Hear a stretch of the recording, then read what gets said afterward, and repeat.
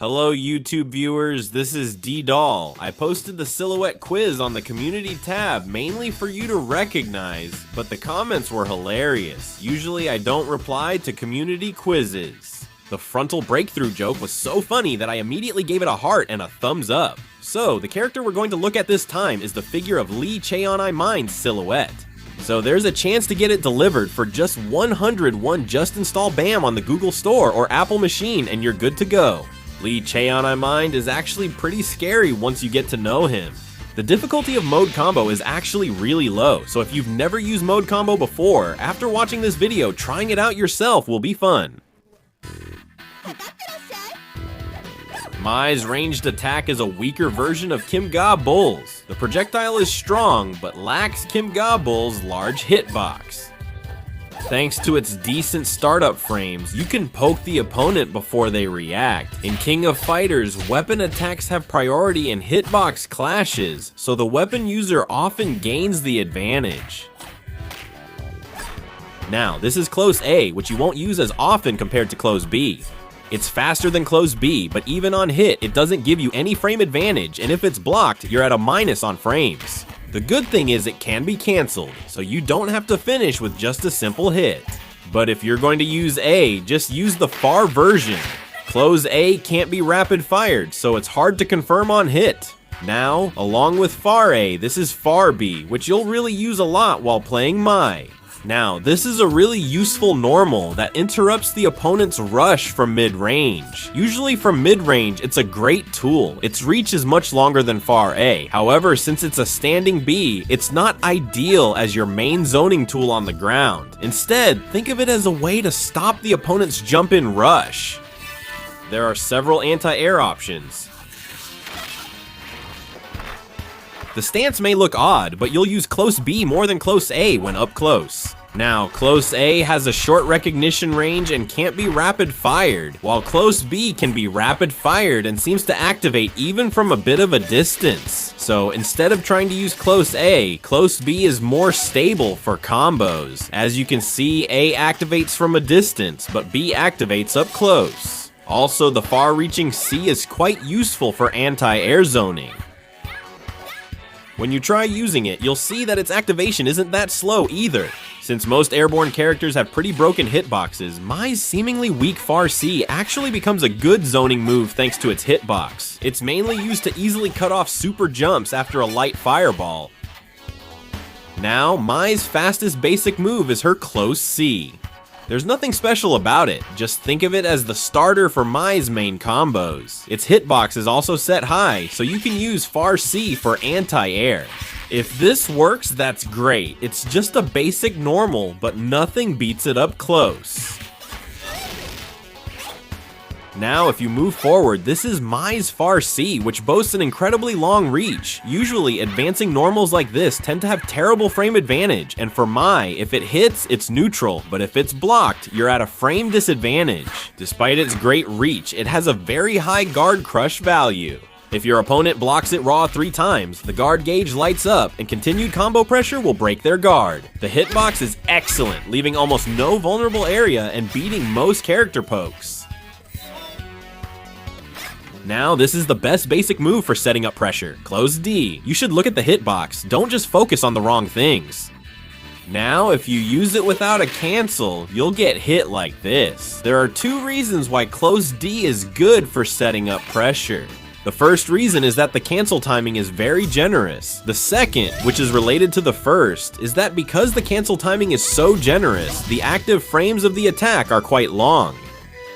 Now, the hitbox is crazier than you'd expect, so you can just crouch A and mash. You can chain it, but for some reason it's strangely difficult, almost like a forced link for other characters. The hitbox is excellent, but the startup is a bit lacking. The reach is exactly the same as far A, but since it's a relatively slow normal and can't be cancelled, you don't really use it, and it can't be cancelled either. Crouching B is the fastest low among the basic moves. However, it has the same startup frames as standing B. So honestly, unlike other characters, it's hard to just spam crouching B. Fortunately, you can link it into standing B so you can still go for these low pokes. It may feel oddly slow at first, but once you play Mai, you'll use it often.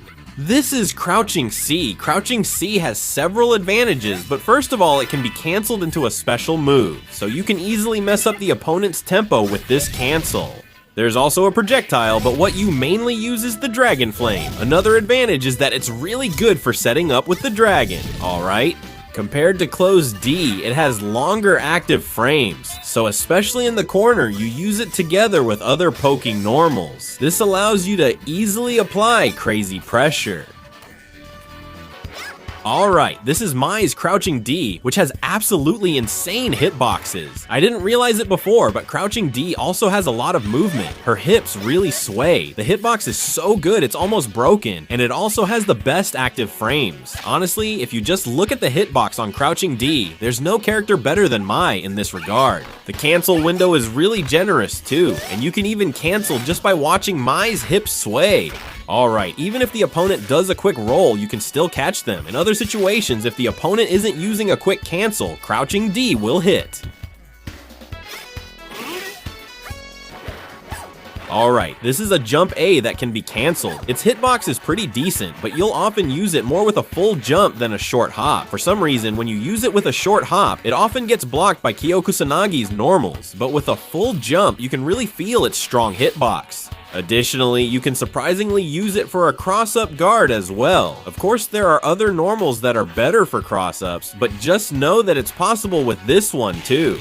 You can also use a cancelable jump to neutralize the opponent's guard cancel. This is a jump B that can only be used for cross-up guard. Since it's Mai's main normal for cross-up guard, it's actually pretty bad for straightforward attacks. It hits most characters even when they're crouching, so you don't have to worry too much. With the D throw, you can even create situations where neither you nor your opponent knows what's going to happen next. Without this, Mai would struggle in shared situations. This is her Jump C. Her Jump C has a high hitbox for both Hyper Jump and Short Hop. With Hyper Jump, her hurtbox matches her hitbox, but with Short Hop, the attack has almost no hurtbox. The only drawback is the high hitbox, but since the priority is so strong, you can just walk forward with Short Hop C and it'll work. Mai's Short Hop C will never get beaten by basic anti-airs. Her Jump D has impressive range, allowing her to pressure opponents. The hitbox is identical for both Short Hop and Hyper Jump. However, this time the active frames are different. When used with a Short Hop, the active frames increase by 2. Thanks to this, even if you activate it a bit faster than you think, the attack will still connect. Fortunately, it can also hit crouching opponents. Even though Jump C has a crazy hitbox, it's still hard to hit crouching opponents. But with Jump D, it's really easy to land a hit. Mai's Dance of the Red Crane is a special move mainly used in combos, not on its own. Now, you need to cancel from the first hit where she goes into a sliding stance. If you show the second hit when the opponent is blocking, you'll just get punished. Now, thanks to this special move, Mai's damage output can actually go up a bit. It's a special move with an overhead property that's not used often, but comes out occasionally. It takes a bit of time for the attack to come out, but if the opponent at least blocks it, Mai still keeps the advantage. If the opponent blocks, you can apply pressure once with a far A. If your opponent doesn't know this, they'll get countered right away if they try to move. Even if the opponent blocks, you can set up frame traps and keep up the basic pressure. If it hits by itself, you can combo off of it. On a solo hit, you get a 6-frame advantage. Wire move. Honestly, it's not a special move that's used a lot in the air, but if you use it with a backdash, it gains aerial properties, and that's when you use it. If you use it during a backdash, you can create a huge distance. You can use it in combos if you cancel into Flying Squirrel, but honestly, it's more convenient to just use it for escaping with a backdash. Anyway, for rushing in, there's the Short Hop C. Of course, its hitbox isn't bad, but the Short Hop C is just insane. If your opponent isn't a total beginner, this special move isn't something you'd use on its own. It's usually used as a cancel after a jump normal hits. It's great to use when you think your opponent will go for a guard cancel, but honestly, if you mess up, you might get punished hard and land somewhere weird, ending up in a bad spot on Peter's side. There are the 4 great Doom attacks in the King of Fighters universe: Yuri's Swan Wings, Athena's Phoenix Bomb, Ramon's Hip Attack, and Mai's Hanhang Doom. Among them, the best is Mai's special move. You can block it, but its tricky glide easily catches opponents off guard and forces a cross-up. Hitting with your butt can make them feel worse. If a cross-up occurs, their guard drops and they walk backward. If you rely on this move and your opponent catches on, you'll get punished by anti-airs, but if your opponent keeps falling for it, winning rounds become so easy you can't resist using it. This is Mai's main move, Ryuu Enbu. If you use the light version, it hits early, and if you use the heavy version, it can hit even later.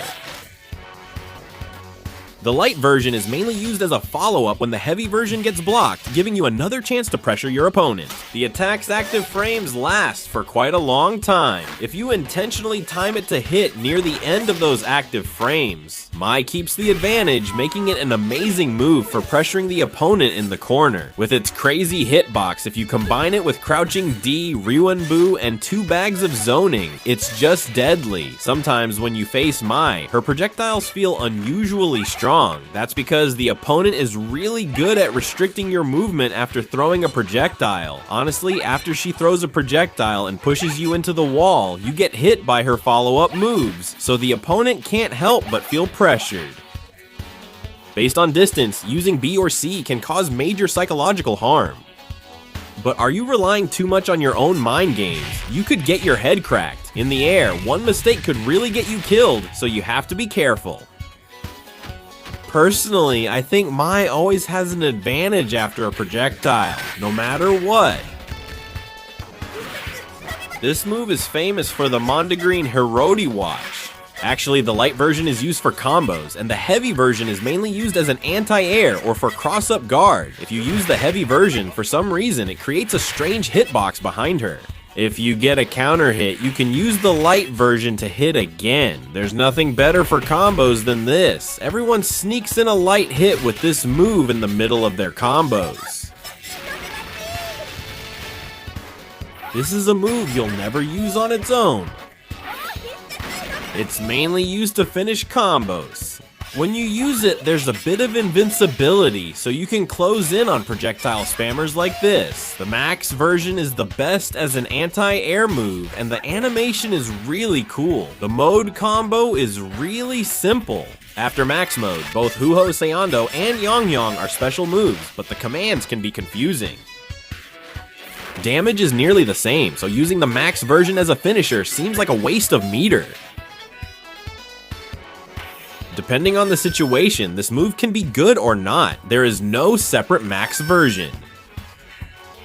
The most common pattern is to use it when the opponent rolls to dodge a projectile. If you use it as an anti-air, you might end up wasting a hit. If you use it to finish a combo, thanks to the forced fight, Mai can have the advantage. Try to pressure with Jump B. This is the max situation where you can see Mai's appearance.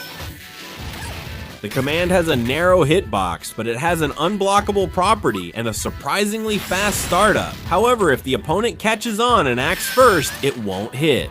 Since max mode is activated and used in this situation, if you activate the mode raw when you have low health, the opponent can easily counter it. The key is to use the mode unpredictably, so the opponent is surprised. First enter D for Wan Gual, then B in between.